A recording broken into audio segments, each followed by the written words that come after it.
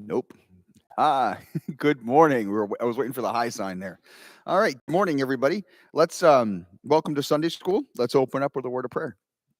Father, thank you very much for today. Thank you for the opportunity that we have to gather, to spend time in your word, to soak it in, to benefit from one another's learning and observations. And Father, I pray that you would open up our hearts, open up our minds, help us to grow in you, to have deep roots that spread wide. And Father, I pray that we would walk faithfully before you, having learned and grown. In Jesus' name, amen. All right, so we're in Rise Up, Overcoming Our Weaknesses. We're on part 9 of the Rise Up lesson, which is called Overcoming the Fear of People. The fear of people is something I think that drives many of us in different ways, and it's all going to come up. I think for different people it comes up differently, but it's generally a fear of people, and that might keep us from holding individuals accountable, or it might keep us quiet when we think we should speak, or keep us from doing the right thing, or motivate us to do the wrong thing, even. But all of those things kind of fall in under a fear of people, which used to be called the fear of man, but I don't want to get canceled or some kind of something because I use the wrong words. I'm getting head nods from my people that will laugh with me. So last week we started taking a look at Joab. We're taking a broader look at David. We followed David on his first weakness, what I call his first weakness or his first big weakness that stands out for me, which is his weakness for the ladies. David likes the ladies, and we saw how wow, how many wives he had. And even with all the wives and all the concubines he had, then he's up there walking around on the roof of the castle one night, not being where he's supposed to be, and sees Bathsheba and either seduces or uses his authority to sexually assault her.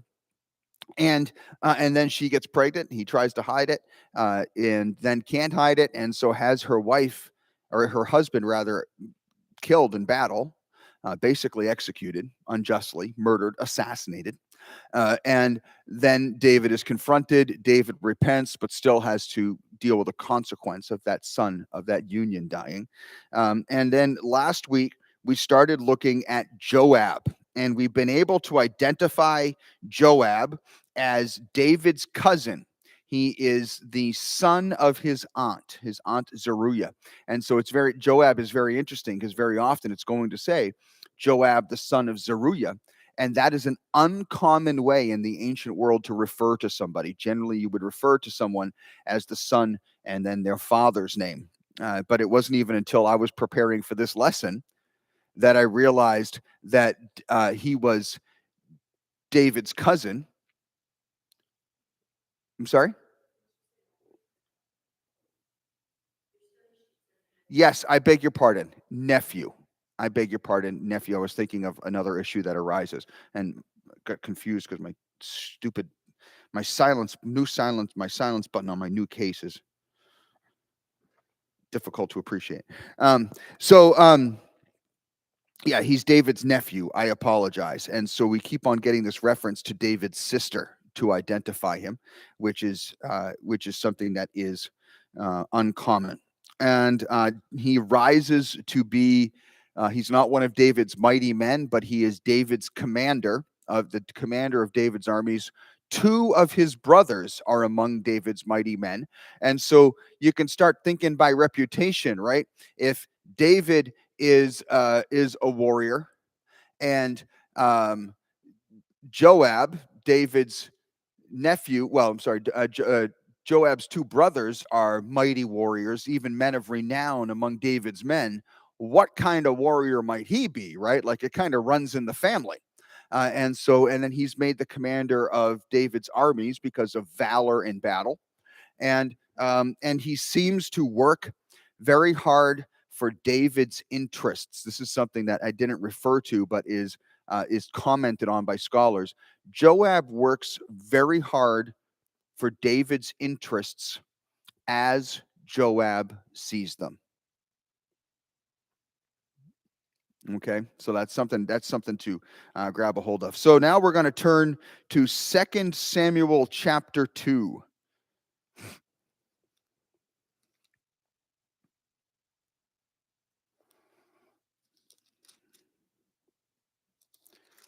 Second Samuel 2. And we're going to start to see where some issues start to pop up. Second Samuel chapter 2. We're going to read the whole chapter. I'm going to start at verse 1. I'll listen for those pages to stop turning. Meanwhile, sip my go-go juice. Can't get past my microphone.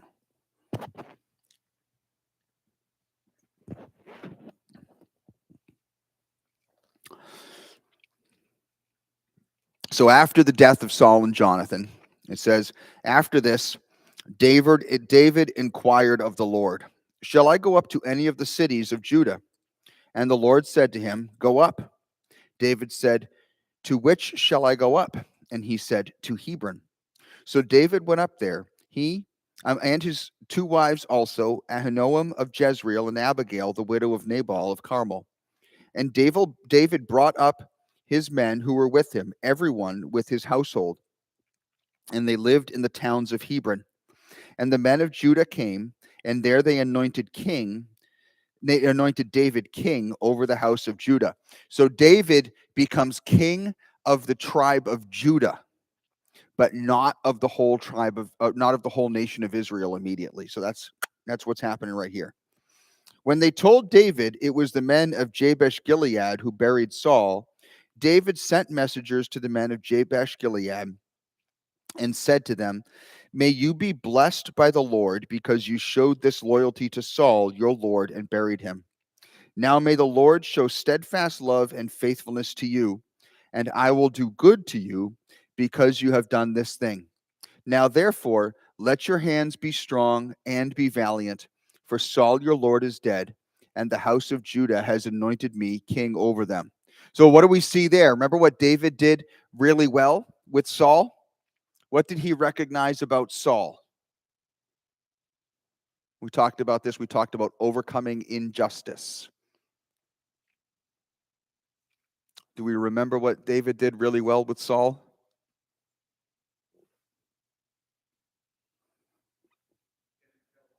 David did not kill Saul because Saul was his master, and David called him the Lord's anointed, right? God had made Saul king. And even though Saul was unrighteous and Saul treated David unjustly, David did not think it was his job to do the Lord's work of getting Saul off the throne. And so he left it to the Lord and continued to respect Saul as king. And now look at this. Even after Saul is dead, good little aside right here, right? He continues to honor Saul as king. And he reaches out to the men that took Saul's body and buried him, right? And he says to them, well done. Thank you for doing that good thing. May God bless you for taking care of your master. Pretty awesome, huh? It's really pretty neat. It gives us a good idea of what our respect for those who are in authority ought to be, even after they've left their position of authority. But Abner, the son of Ner, commander of Saul's army, took Ishbosheth, the son of Saul, and brought him over to Mahanaim, and he made him king over Gilead and the Asherites and Jezreel and Ephraim and Benjamin and all Israel. Ishbosheth, Saul's son, was 40 years old when he began to reign over Israel, and he reigned 2 years. But the house of Judah followed David. And the time that David was king over Hebron, over the house of Judah, was 7 years and 6 months. Quite a thing, right? So Abner was Saul's general. Remember Abner? He was Saul's general. So you can write that in right here. It says, we're breaking this down bit by bit. Who are Ishbosheth and Abner? So Ishbosheth is son of Saul, the only one apparently to survive. And Abner, we've met Abner before. Abner is or was, he was Saul's general, right? So he's the parallel individual to Joab, but in Saul's campaign and now in Ishbosheth's campaign. So he's a primary advisor. He leads the armies. He develops strategies, etc. He's no slouch. He's a smart guy. It's funny that they introduce him, by the way, here as Abner, son of Ner, and you don't really see the humor unless you know a little bit of Hebrew. But Av, A-B, on the front of his name means father. Father. Father. So like Abraham, Avraham, father of many is what that means. Uh, and so Av, father. Ner is the second part of his name. So what does his name mean? My father is Ner, right? Abner, my father is Ner. And then it says here, Abner, the son of Ner. In Hebrew, it basically would say Abner, Abner, or Abner the Abner, or not Ab, but Bar, but Barner. So it'd be very close, Bar or Ben. And so he sets Ishbosheth up in Mahanaim and makes him king. Uh, Abner, the son of Ner, and the servants of Ishbosheth, the son of Saul, went out from Mahanaim to Gibeon. And Joab, the son of Zeruiah, and the servants of David went out to meet them at the pool of Gibeon. And they sat down, the one on the one side of the pool and the other on the other side of the pool. And Abner said to Joab, "Let the young men arise and compete before us." And Joab said, "Let them arise." So what are they talking about here?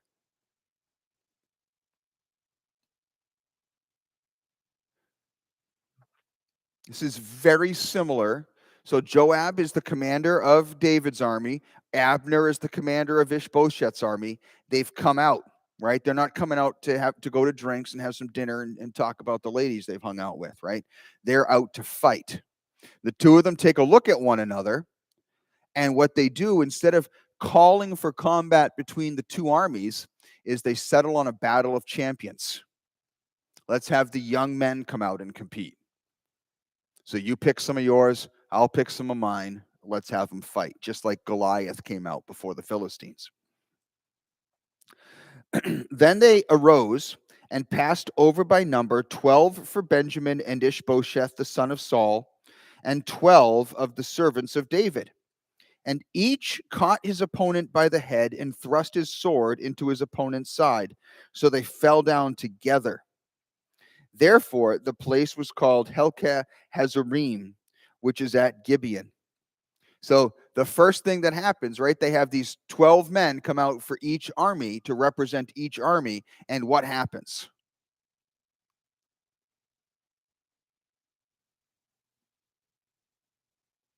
It says they seize one another.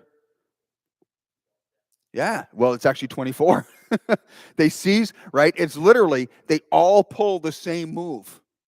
24 men pull the same move. They grab the guy opposite him and stab him. So what does that mean about the battle of the champions, right? Usually you have two champions come out, and the winner of the battle decides the victory for the whole army.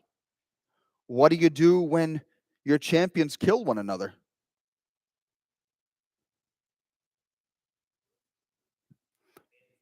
It would be right. That would be cool if the commanders fought. I've thought that very often about wars and things. How easy would this be able to solve if we just put the two presidents of the country in a room and let them sort out their differences, right?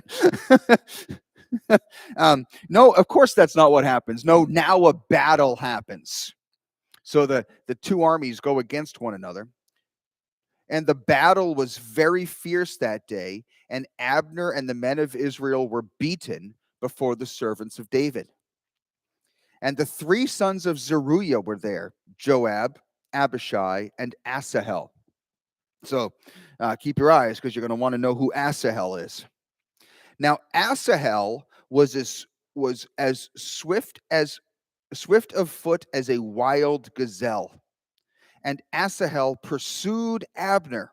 And as he went, he turned neither to the right hand nor to the left from following Abner. Then Abner looked behind him and said, "Are you Asahel?" And he answered, "It is I." Abner said to him, "Turn aside to your right hand or to your left and seize one of the young men and take his spoil." But Asahel would not turn aside from following him.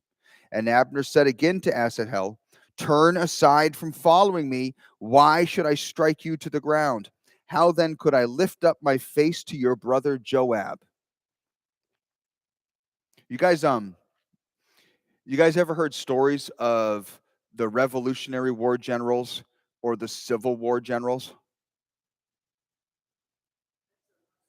Well, the stories of which I'm referring to is that most of them knew one another. Many of them trained in the same colleges or the same military schools. They had served under some of the same commanders from time to time, right? Remember that the leaders, the generals of the army during the Revolutionary War had been in the British Army right minutes before, and they had rebelled against them. Likewise, the same thing is true in the Civil War, right? The generals in the Confederacy, they didn't just pop into existence. They'd been generals in the army of the United States. And so very often what you had two men across the field from one another who knew one another, who had a history together. They may have been competitive in school or in their early careers, or they may have been friends. And now they are across the field from one another, trying to defeat one another. But what was interesting, especially in those wars, is there were still periods of time of gentlemanly communication between these leaders. Even in, man, my papa used to talk about World War I, and my uncle Ed would talk about World War II, that between times of battle, the men from each side of the army would sometimes be found swimming together, right? There might only be one place that you could go and swim, and you'd find Germans in one side of the water pond and allies in the other, and before long a ball from one side to the other ends up on your side, right? And what do? You keep the ball, you throw it back. And when you throw it back and the guy catches it, maybe he throws it back. And before you know it, these men that were shooting at each other a day before and will be shooting at each other again tomorrow are playing ball in a pond, or they're trading cigarettes or alcohol. Here, we don't know about your American beer. You try our German beer. Back in it, these things happened. They don't happen the same way any longer, and the nature of war has changed. But those kinds of things happened. And look at what Abner says. Abner says to Asahel, "Turn aside from following me. Why should I strike you to the ground? How then could I lift up my face to your brother Joab?" Abner is saying, go fight somebody else. I'm a better warrior than you are. You will be dead. And I will have to face your brother Joab, whom quite evidently he knows. They've been in this competition for a while. At some point, I mean, Joab did not rise to be a military commander, going from being some kind of bandit in the wilderness and then following David and becoming a military commander. That's a little too unlikely.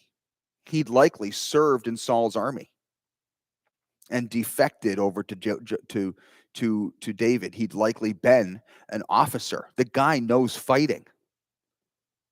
He's really something.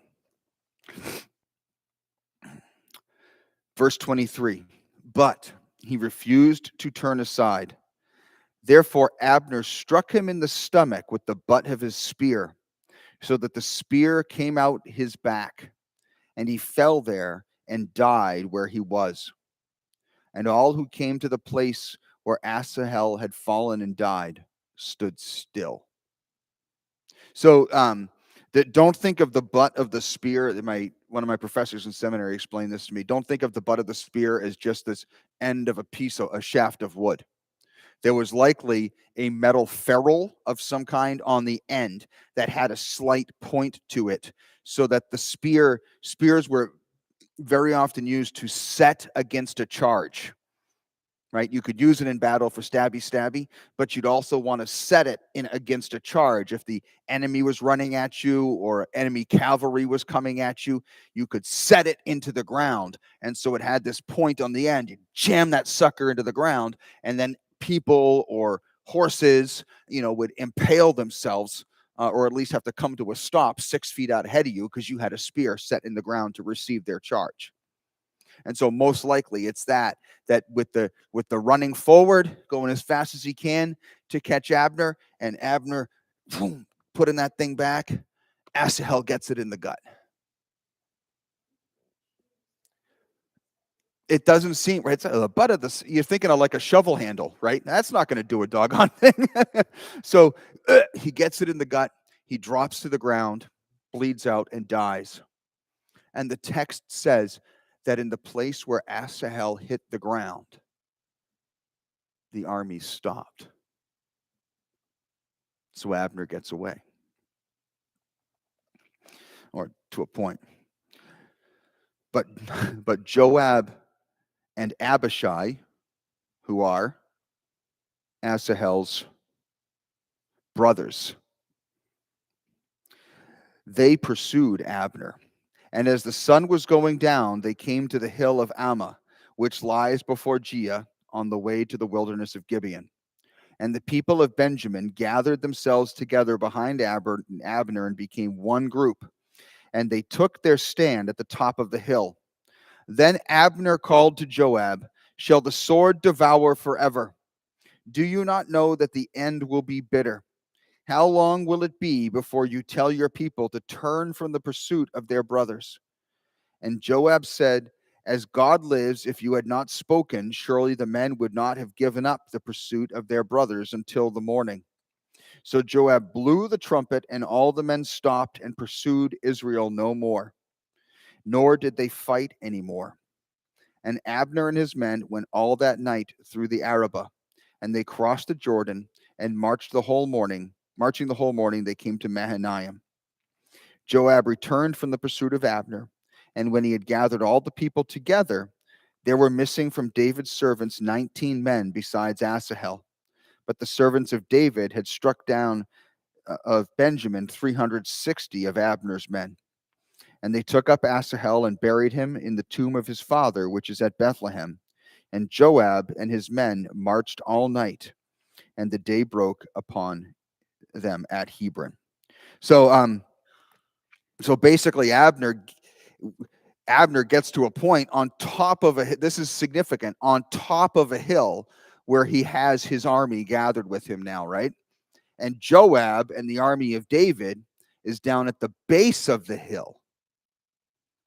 So they have the army of Abner has the high ground, which means that to attack them, you have to go uphill, which is going to slow you down. Anything you throw, you have to figure, or shoot, you have to add the distance. It's not simply straight distance, but it's also distance up. Vice versa, anything that Abner throws or shoots, you subtract distance, right, and add speed because it's distance down. That makes sense, right? They have a far better fortified area, even if it's not fortified. It's almost a siege to have an uphill battle, right? That's why we call it an uphill battle. And Abner calls out, "How long is the dying going to happen? How long are we going to keep on fighting?" And Joab says, "Well, since you've spoken, we'll stop now. Otherwise, we would have chased you till morning." I honestly think Joab's saying, "Well, since you have the high ground, I think we're going to head back."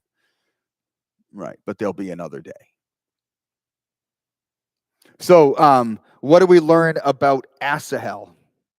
So what does let's see, what does Abner tell Asahel to do? Why and what happens? We talked about that, right? He tells him to turn aside. And why doesn't Asahel turn aside?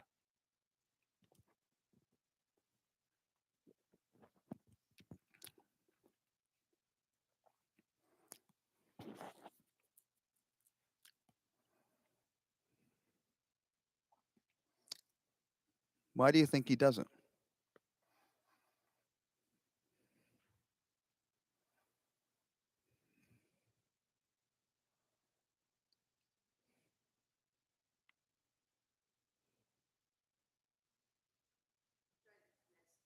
Okay.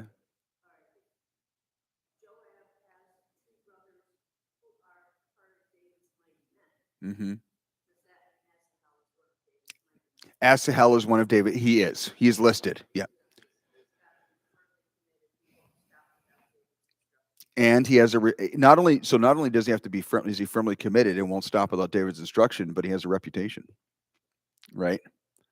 And what would happen to his reputation if he took out or captured Abner, especially in a fair fight? Yeah.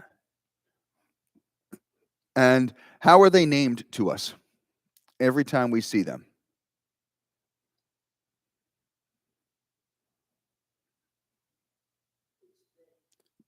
The brothers.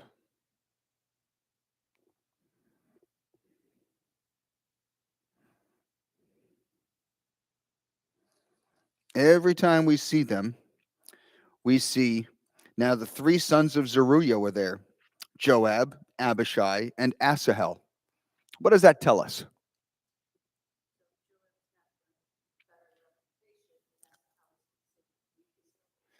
Or the youngest, or he's the youngest, right? Very often, right? When if people know my family, I have two brothers, right? There's Bill and Keith and Nick. I'm the oldest. Keith is 2 years younger than I, and Nick is 13 younger than I am, right?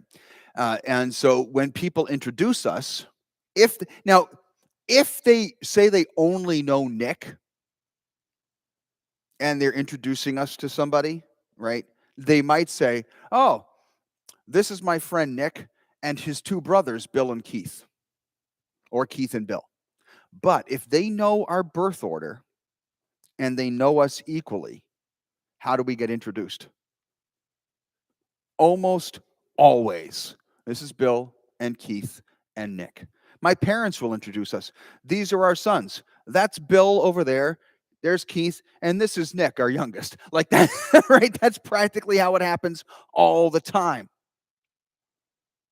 And the youngest brother is always trying to live, doesn't matter what the standard is or anything. There's like all this psychology done on birth order. The middle child is always like, pay attention to me, pay attention to me, pay attention to me. And the youngest one is always trying to get his older brother's respect, not attention necessarily, but respect. And the oldest brother is generally like, my gosh, will you guys stop bothering me? I spent my whole life with you people. I had 2 years where you weren't around and I can't remember them. Like, cut it out, right? Like, that's the sort of, but the oldest brother tends to take the leadership, oldest sibling. And a lot of psychology on birth order it's very interesting. And so my thinking is, I don't think I'm reading into this too much. Asahel is not giving up. Number one, he's like, I'm a fast runner. I can keep up with this guy. Number two, I've got to prove myself as one of David's mighty men. And number three, I want my brothers to respect me.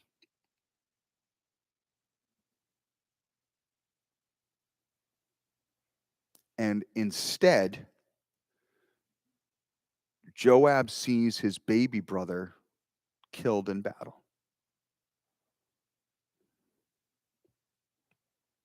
And I know the general rules within families, right? Nobody does anything wrong, insults, harms, picks on my family except me. Right? I'm the only one who can carry that stuff out. Nick and I could be having a spat and going back and forth about something. And if somebody else were to come along and go, I think Bill's right, I'd be like, you stay out of this. This is none of your business. I'm talking to my brother here, right?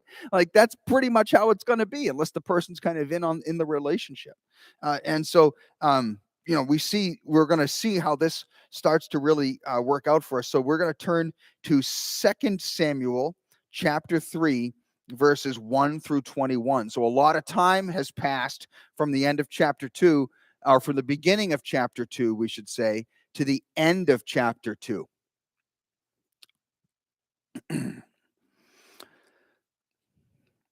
There was a long war between the house of Saul and the house of David. And David grew stronger and stronger, while the house of Saul became weaker and weaker. And sons were born to David at Hebron. The first was Amnon of Ahinoam of Jezreel. The second was Chileab of Abigail, the widow of Nabal of Carmel. The third was Absalom, the son of Maacah, the daughter of Talmai, king of Geshur. And the fourth, Adonijah, the son of Haggith. And the fifth, Shephatiah, the son of Abital. And the sixth, Ithream of Eglah, David's wife. These were born to David in Hebron. He's got quite a few sons and coming out of quite a few wives. Yeah. While there was war between the house of Saul and the house of David, Abner was making himself strong in the house of Saul. Now Saul had a concubine whose name was Rizpah, the daughter of Aiah. And Ishbosheth said to Abner, "Why have you gone in to my father's concubine?" Then Abner was very angry over the words of Ishbosheth and said, "Am I a dog's head of Judah? To this day, I keep showing steadfast love to the house of Saul your father, to his brothers, and to his friends, and have not given you into the hand of David, and yet you charge me today with a fault concerning a woman.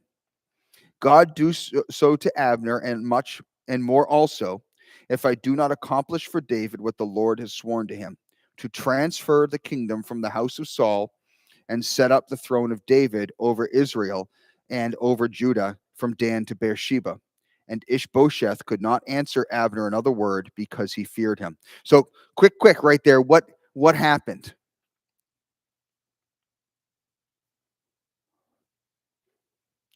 What happened in that paragraph?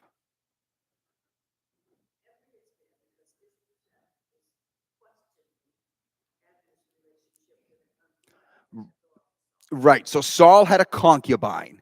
A concubine, we think of concubines as sex slaves. They're not sex slaves. They are wives that came without a dowry. So when a king might marry or a powerful person might marry a woman of low status, she doesn't come with a dowry. A dowry would be an inheritance that would come to her on her wedding day. She doesn't come with a dowry, but the husband marries her anyway, elevates her social standing considerably, and legally, and also her parents' social standing is elevated. But she doesn't come with a dowry, so she's a concubine. She's not a wife. There's a slight it's a different relationship. There were still protections. Uh, yeah. Well, it's hard to say who's David the wife is, but he had several wives who'd come to him. They were people of standing, people with status, people of power. Military or like national unions were created with marriages. Trade unions, things like that happened along with the marriage. In these cases of concubines, that isn't the case. So Saul, we don't know how many concubines Saul had. Don't know how many wives Saul had. Yes.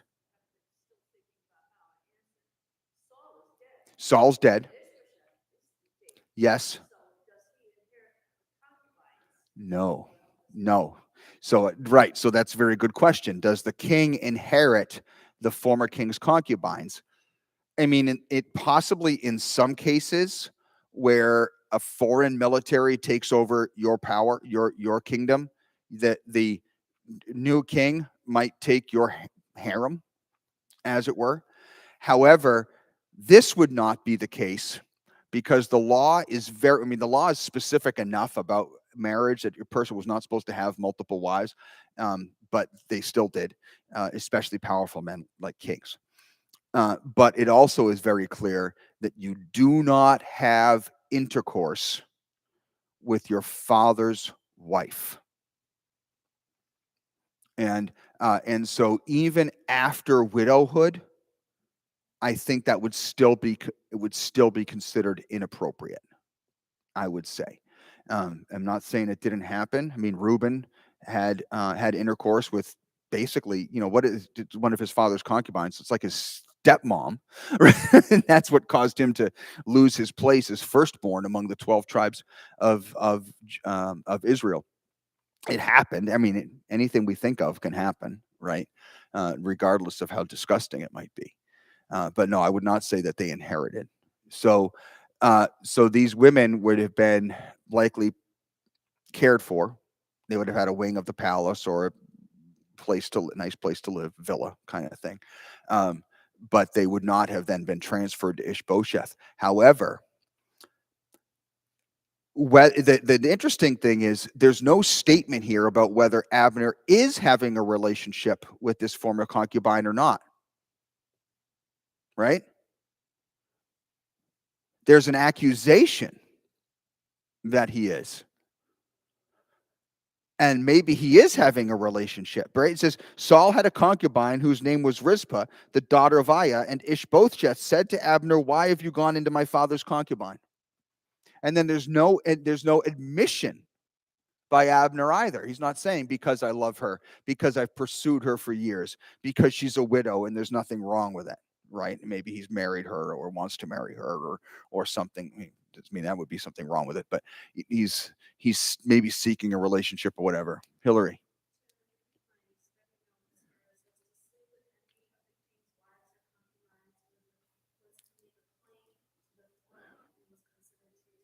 Right. So this is the issue, is that if Abner is having a relationship with the concubine, then it would be a claim to the throne. He would be trying to make a claim to the throne. I'm not sure how that works, but that is the social understanding at the time. Doesn't make sense to you, Janice? But yeah, right, right. hmm I don't know all the cultural work on that, but that was how it was perceived in the ancient Near East. The only the the only natural example that I can give is a real world example from all my hours spent watching animal specials on TV. And I like to watch animal specials almost as much as I like to watch sci-fi. So there it's a close second for me. And one thing I learned is lions and Israel at the time, they had lions in Israel and in the Middle East. Male lions have a pride. They had a pride, right? And all of the lions in the pride, outside of the one or two, generally one, sometimes two adult male lions, are females, or they are the cubs of the male lions. Now, I'm not sure what happens with females that are related to the males if they disperse, or I don't know how that works. But younger male lions, the only thing they want to do, they can't just go out and gather a pride. They can't go pick their own females and gather them and say, "You follow me," and they hang out together, or there's a big kill happening, male jumps in and saves the day, and now I've got a new pride. It's not like the Lion King. It is entirely different. The males are out roaming the wilderness by their onesies, sometimes one or two that might be brothers are out wandering the wilderness by their onesies, and they find a territory that they want that is owned by a pride of lions. They go in and they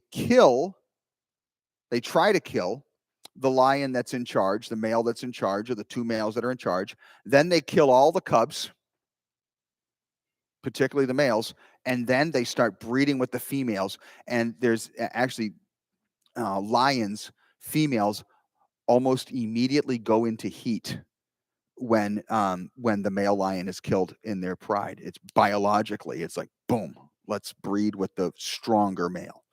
It's Isn't that pretty interesting? So sometimes human beings take their cue from the world around them, right?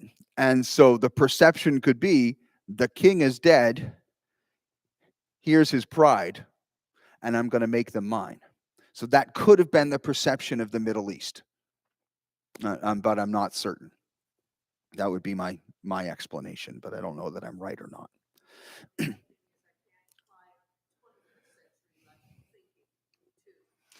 Right.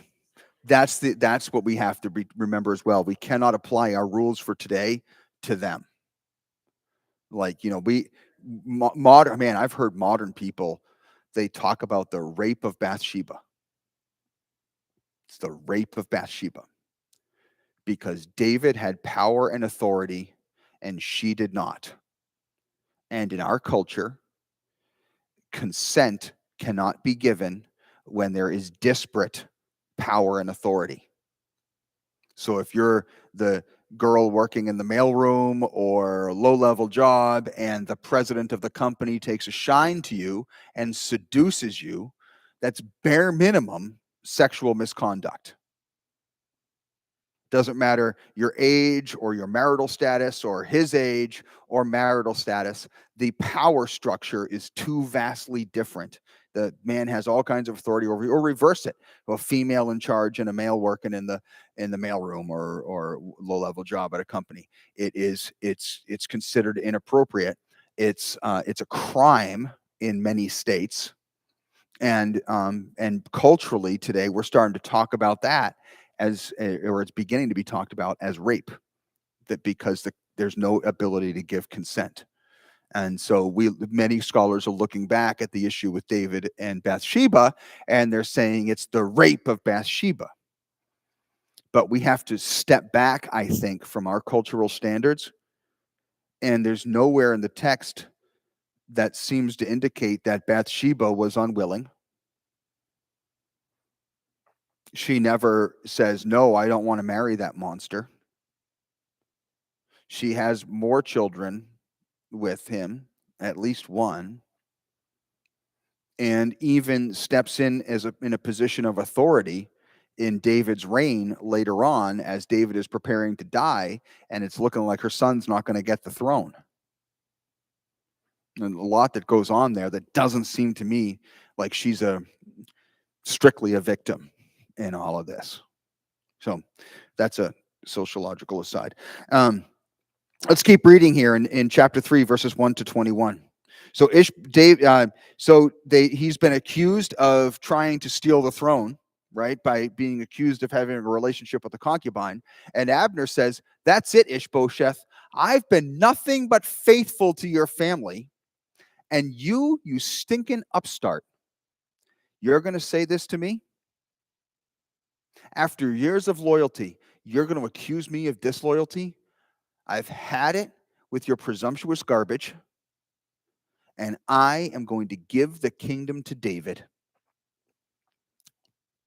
And Abner sent messengers to David on his behalf, saying, to whom does this land belong? Make your covenant with me, and behold, my hand shall be with you to bring over all Israel to you. So basically, Abner knows he can do this because Abner controls the military. Ishbosheth apparently it's been saying that things for the rest of Israel have been getting worse, while the things for Judah and for David have been getting better, right? So Ishbosheth doesn't have the loyalty of the leaders of the tribes. Exactly. Ishbosheth is afraid, which is, I think, why he reacts to Abner in this way, right? Why are you doing what I've heard? Maybe it's I've heard rumors, or I've wondered, I think I'm seeing, or did you just flirt with? Yeah, he can't even answer Abner because Ishbosheth knows that Ishbosheth does not have the power in the relationship or the power in the country the nation, Abner is keeping him on the throne out of loyalty to Saul. And now Abner said, I've had it with you. I'm giving everything to David. So as the general, he reaches out to David and says, I'll make a covenant with you. I'll give you the army. I'll give you the army. And when you've got the army, you've got the nation. And he said, so that's David, right? Verse 13. And he said, good, I will make a covenant with you, but one thing I require of you, that is, you shall not see my face unless you first bring Michal, Saul's daughter, when you come to see my face. Right? Because David has got his weakness for the ladies, and he wants his old one back. His first one, his first wife. Then David sent messengers to Ishbosheth, Saul's son, saying, give me my wife Michal, for whom I paid the bridal price of 100 foreskins of the Philistines. And Ishbosheth sent and took her from her husband Paltiel, the son of Laish. But her husband went with her, weeping after her all the way to Bahurim. Then Abner said to him, go, return. And he returned. Ishbosheth has so little power among 10 or 11 of the tribes of Israel that a foreign king, right? That's what David is. He's a foreign king. Says, give me somebody from your nation, a specific individual, and Ishbosheth does it. Isn't that something? And then Abner tells the woman's husband to go home. And Abner conferred with the elders of Israel, saying, for some time past you have been seeking David as king over you. Now then, bring it about. For the Lord has promised David, saying, by the hand of my servant David, I will save my people Israel from the hand of the Philistines and from the hand of all their enemies. Abner also spoke to Benjamin. And then Abner went to tell David at Hebron that all Israel and the whole house of Benjamin thought good to do. So then he goes to all the elders. He convinces them, and the Bible points out even the elders of the tribe of Benjamin, which is Ishbosheth's own tribe, Saul's own tribe, say, yeah, we probably would rather be with David because this is lousy. When Abner came, verse 20, when Abner came with 20 men to David at Hebron, David made a feast for Abner and the men who were with him. And Abner said to David, I will rise and go, and will gather all Israel to my lord the king, that they may make a covenant with you, and that you may reign over all that your heart desires. So David sent Abner away, and he went in peace. Why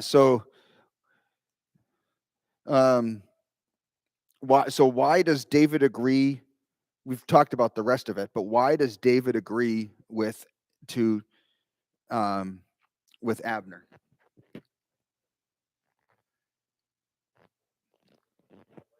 It's honestly because he gets Michal, right? He says, bring me Michal. Abner does it. Abner proves that he's acting in good faith. Abner does the groundwork. Abner doesn't just go to David and say, hey, David, listen, stuff's a mess. Ishbosheth's being a jerk to me. I've had it. What do you say I go back and start talking to the elders of Israel and see if we can get something to work out? And for David to then say, well, if you can make it work out, that would save us a lot of killing. Go for it. Instead, Abner comes and says, here's the work I've done.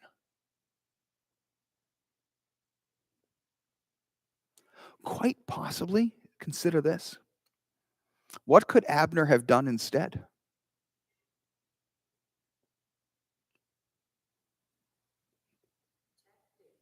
He could have attacked David. He possibly could have tried to set himself up as king. Right? Ishbosheth apparently does not have the respect of the nation. His own tribe is willing to give him up. Who does have the respect of the nation? Abner. And the rumors are circling in one way or another, to one degree or one level of the other, that he's having some degree of relationship with Saul's concubines. And the only one to apparently have a problem with it is Ishbosheth. It's almost like the whole rest of the nation, if they know about it, is saying, well, good, we'll finally have a good leader. Somebody, we know that Abner can do his job.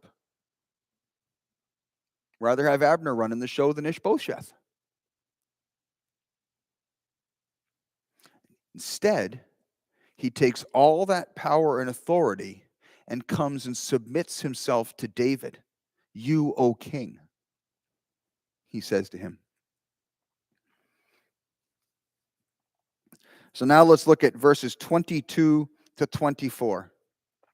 Just then, the servants of David arrived with Joab from a raid, bringing much spoil with them.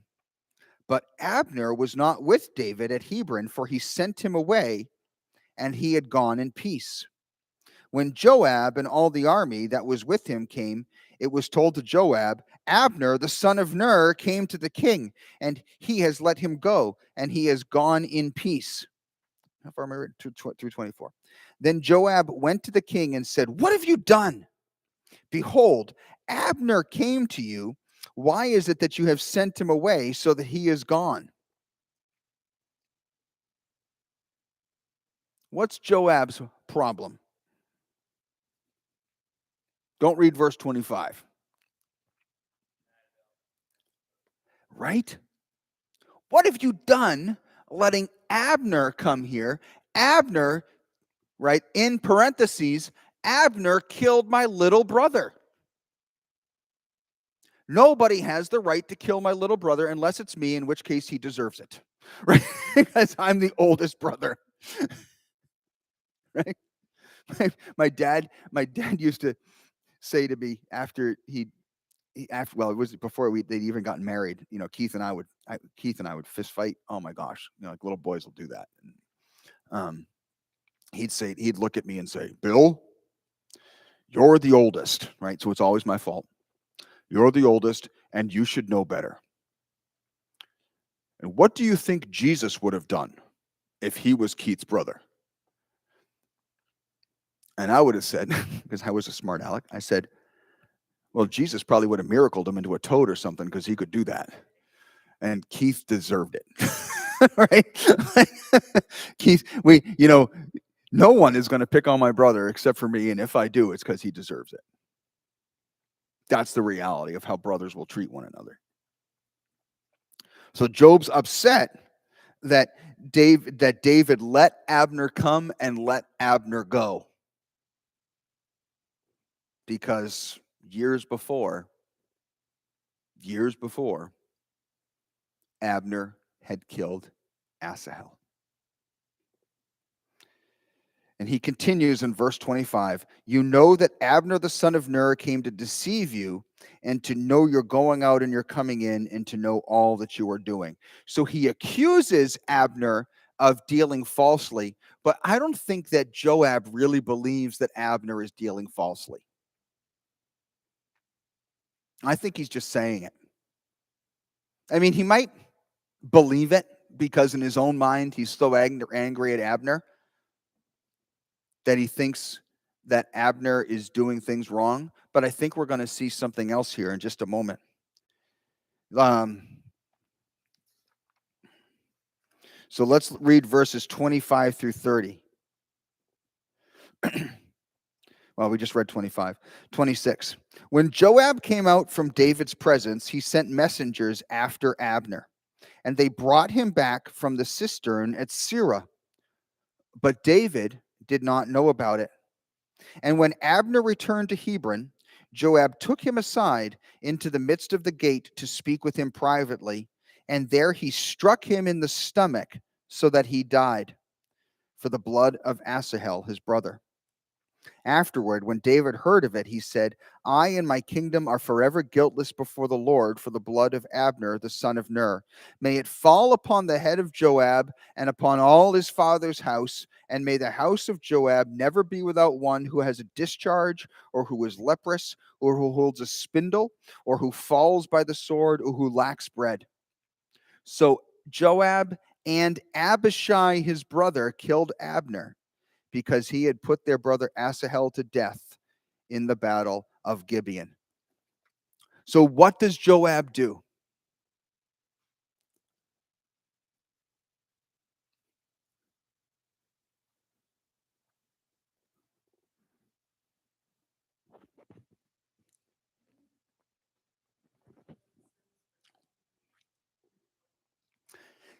Joab sends for Abner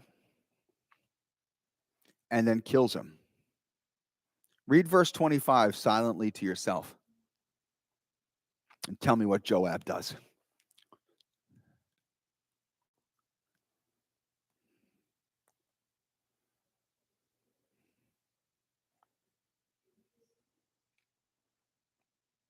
All right, he says in verse 25, Abner came to deceive you, to see you're going out and you're coming in, and to see what you have.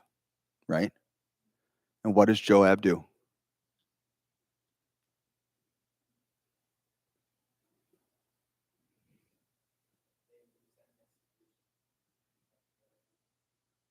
Mm-hmm. Doesn't Joab do to Abner just what he accused Abner of when Joab spoke to David?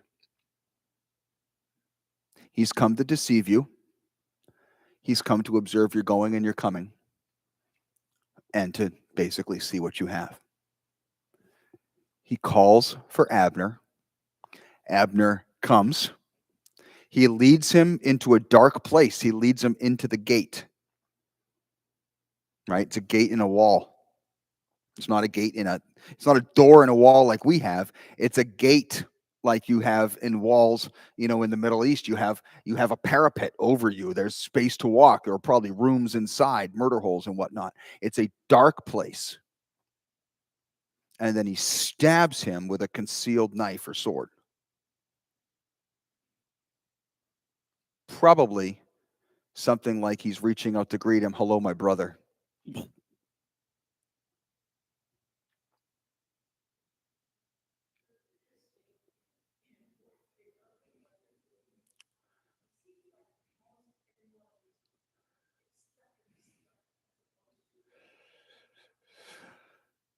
Well, the heart has ribs, right? God built our bodies to have armor. Yeah. You'll bleed out from a stomach wound, or you can get bad infections, but it's not an immediate kill. The heart, the lungs can be a reasonably immediate kill. So God built our bodies to protect those things. Um, our noggin, immediate kill, good and solid. It's harder to get to. Yep, yep. When I was taking karate, um, it was always like, oh, don't I want to just punch the guy in the face? Not, nope. People block their face, they guard their face. Unless you're sure that you're faster than that person or that you can catch them off guard, don't try to punch them in the face. Oh, should I go for the throat? No. They're going to be seeing it. It's the same as their face. Well, punch them in the chest. You can punch a guy in the chest all day long, and unless you're really strong, you're not going to hurt him. The best advice my sensei gave: the knees and below. Knees and below. Exactly. And then you can get another hit in, right? Because we're blocking all this up here all the time.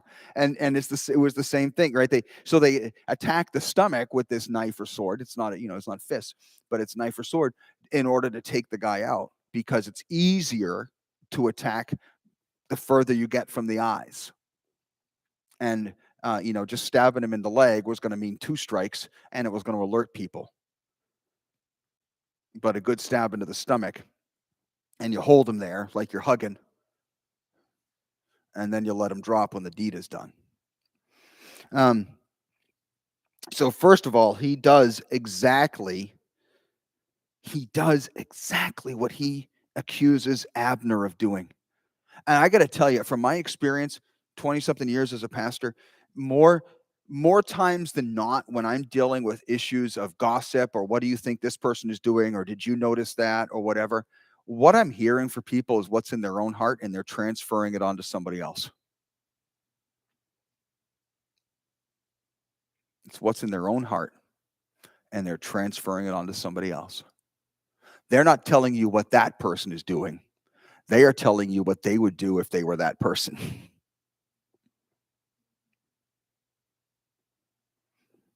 Say that to a person. Watch how quickly the conversation ends. Folks aren't always ready for that degree of honesty. So who else? So who else is responsible for the murder of Abner? Yeah, the two brothers are in on it at the very end. So Joab, verse 30. So Joab and Abishai, his brother, killed Abner. Well, and you work your way through it, right? So yeah, Joab's the guy holding the sword. Abishai's running. Abishai may be running some kind of distraction, but or he's just in on it.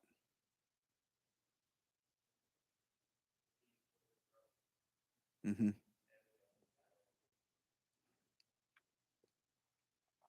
And what does David do to hold Joab accountable?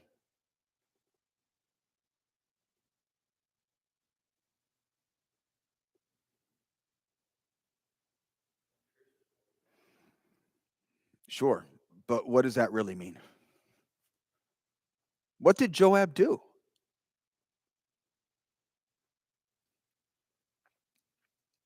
He conspired. He conspired to commit murder. He committed murder.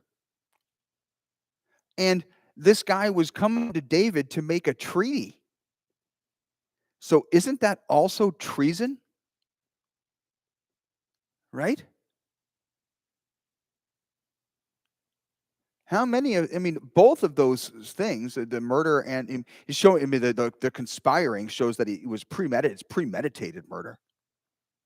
Did it with his brother. Treason.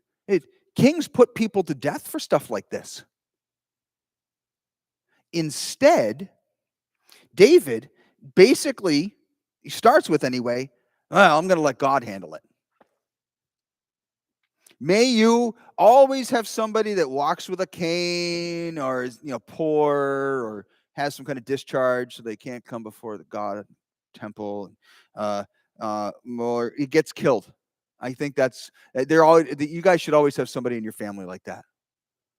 That's what David does.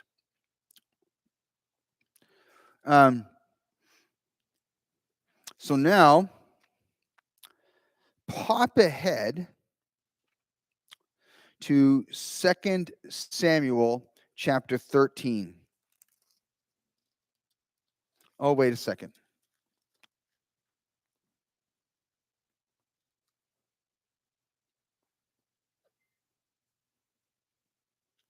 Yep, 2 Samuel 13.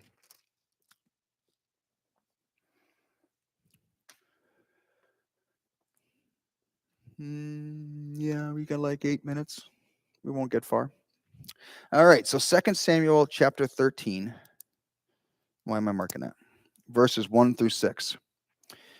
Now Absalom, David's son, had a beautiful sister whose name was Tamar. And after a time, Amnon, David's son, loved her. And Amnon was so tormented that he made himself ill because of his sister Tamar, for she was a virgin.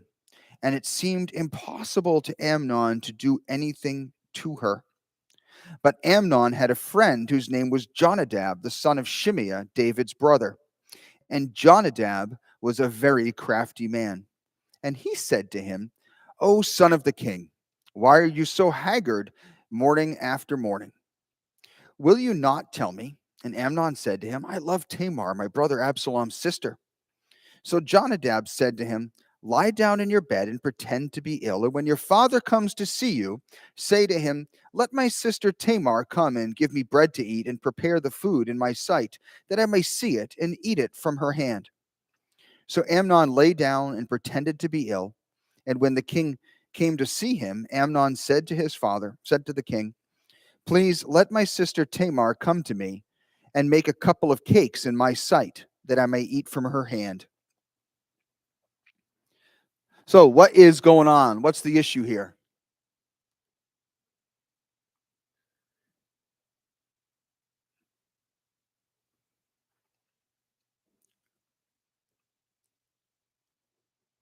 So, we know David has multiple wives, right? And David has multiple children with these multiple wives. The son of one of his wives is this guy named Absalom. And Absalom has a beautiful sister named Tamar. One of his other sons from another wife is named Amnon. And Amnon has it in his head that he's in love with his half sister Tamar. And he's beside himself with misery about has his feelings for her. And the Bible tells us that he has a friend. His friend also happens to be his cousin, right? He's the son of David's brother. And David's nephew, right, same relationship as Joab, his nephew says to him, what you need to do is you need to go play sick. Go play sick, and your dad's going to come to visit you. And when your dad comes to visit you, say, man, I would love it if Tamar made me some cakes and made some food for me in my sight. And man, I really think some of Tamar's cooking would make me feel a lot better. But what is David's sin?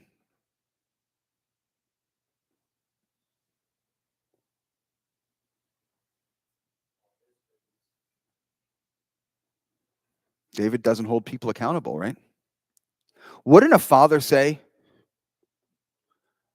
Amnon, how the heck are your sister's cakes going to make you feel any better? I remember the first time she made cakes, you said you were going to be in a position just like this if you took a second bite, right? Isn't that more like the banter you'd hear in a house? Oh, Dad, she's come a long way. That doesn't make sense. It doesn't make sense to me that your sister cooking for you. What's really going on? But David doesn't hold people that are close to him accountable. He hasn't held Joab accountable, and he's not going to hold Amnon accountable.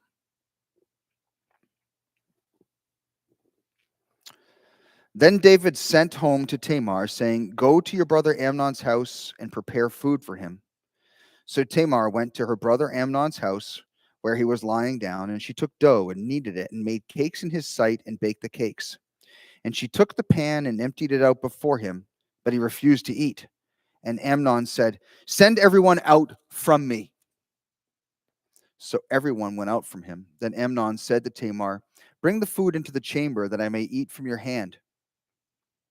And Tamar took the cakes she had made and brought them into the chamber to Amnon her brother. But when she brought them near him to eat, he took hold of her and said to her, come lie with me, my sister.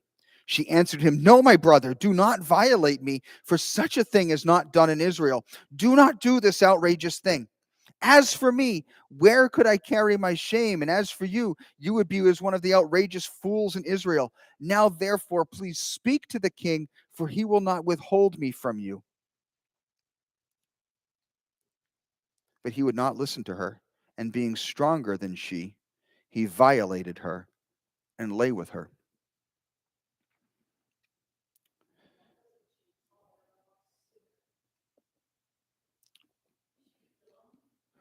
What do you mean? She doesn't holler until he seizes her.